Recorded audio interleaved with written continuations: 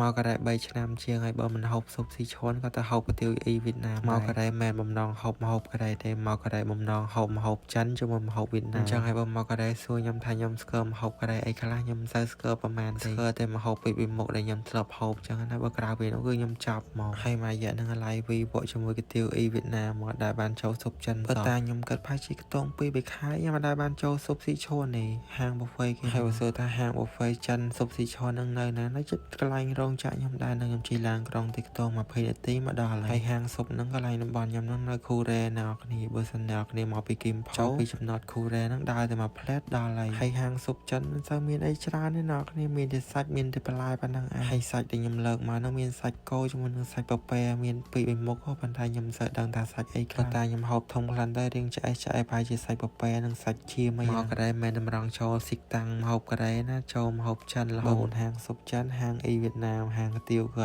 ហើយមួយរយៈហ្នឹងខ្ញុំរៀងហូបបន្លែច្រើនតិចហើយកុំប្រកាន់ដោយសារតែចង់ឲ្យសុខភាពល្អអញ្ចឹងហើយរៀងហូបបន្លែខំហូបបន្លែបន្តិចដឹងបានមួយថ្ងៃនេះហូបបន្លែហ្នឹងដោយសារតែមនុស្សចូលចិត្តសាច់យកនៅសុកអង្គុយស៊ីបន្លែច្រើនជាងសាច់នេះខ្ញុំមិនយល់ខ្លួនឯងលោតនៅក្នុងខួរក្បាល100អារម្មណ៍ម្ដងចង់ហូបផ្អែមម្ដងចង់ហូបផ្សាម្ដងចង់ហូបបន្លែទៅសាប់ទៅខ្លួនឯង100អារម្មណ៍អញ្ចឹងមែនណាតែមានអីទេហូបបន្លែក៏ល្អសម្រាប់សុខភាពដែរគ្រាន់តែចង់ហូបបន្លែបានច្រើនជាងមុនដោយសារតែខ្ញុំចូលចិត្តសាច់ហើយខ្ញុំចូលចិត្តរបស់ផ្អែមពេកអញ្ចឹងហើយពេលដែលហូបអីរៀងលើសជាតិស្ករបន្តិចហ្នឹងរៀងភ័យខ្លួនណាអ្នកគ្នាហើយអាសាច់ដែលខ្ញុំកំពុងឲ្យចុចជាមួយទឹកជ្រលក់ហ្នឹងសាច់ឈាមណាអ្នកគ្នាពេលដែលហូបចូលក្នុងមាត់ទៅរៀងឆ្អែតហើយបកាវិញខ្ញុំស៊ីបកាគេច្រើនណាខ្ញុំខ្លាចតែម្ចាស់គេថាឲ្យដោយសារថារបស់ហ្នឹងរបស់កម្រអញ្ចឹងហើយយើងត្រូវហូបច្រើនជាងគេបកាដាក់ម្ដង3 4ចានអីបានហូបគ្រឿងពេលទៅដួសម្ដងអីហាងស៊ុបចិនហ្នឹងគាត់មើលមុខតែគាត់ថាអានេះស៊ីបកាច្រើនមែនតែអ្នកគ្នាខ្ញុំស៊ីបកាច្រើនមែនណាដោយសារតែរបស់ហ្នឹងវាថ្លៃដល់ពេលចូលហាងស៊ុបចិនម្នាក់អស់តែ20000ជាងអីគ្នាស៊ីបកាស៊ីបកងឲ្យឆ្អែតចឹងទៅយើងកុំឲ្យឃើញឃ្លានពេលដែលយើងទៅទិញនៅតាម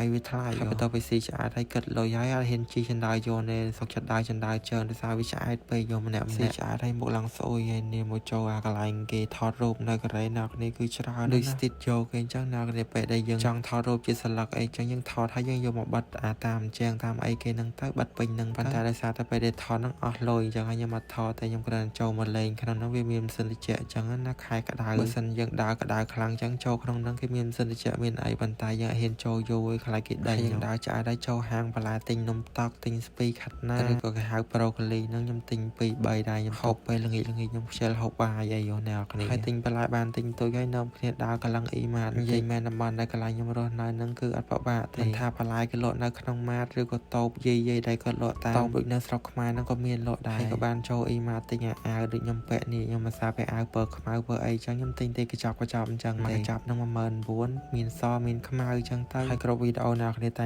ឃើញខ្ញុំពាក់អាវពណ៌ខ្មៅដោយសារតែខ្ញុំចូលចិត្តអាវខ្មៅអាវយឺតអញ្ចឹងខែក្តៅអញ្ចឹងពាក់ទៅស្រួលខ្លួនហើយមានជំនួយការថតឲ្យដល់ពេលអញ្ចឹងទៅឲ្យគេថតបង្ហាញរៀងម្ដងរៀងដូចស្គួនអញ្ចឹងមិនថាខ្ញុំមិនដែរសូវថតរៀងខ្ញុំតែខ្ញុំចូលចិត្តថតខ្លួនឯងហើយថតខ្លួនឯងនឹងកាមេរ៉ា 0.5 ហើយគេនៅក្លាហានគិតលុយខ្លួនឯងខ្ជិលទៅចាំគេគិតលុយយូរខ្ញុំឈរម្ដងឡើងរយជើងអញ្ចឹងហើយមករៀនគិតលុយខ្លួនឯងហើយអ្នកគ្នាចូលអ៊ីម៉ាអ្នកគ្នាគិតលុយខ្លួនឯងអញ្ចឹងទៅស្រួលកុំឲ្យរងចាំគេគិតលុយឲ្យហត់ចាំយូរពេកហេតុប្របាក់ទេអ្នកគ្នាពេលដែលយើងគិតលុយខ្លួនឯងអញ្ចឹងពេលដែលយើងអត់ចេះអញ្ចឹងទៅយើងហៅបុគ្គលិកគេមកជួយប្រាប់ទៅគិតលុយខ្លួនឯងបានហើយថ្ងៃនេះខ្ញុំទិញយីវ៉ាន់ហ្នឹងអស់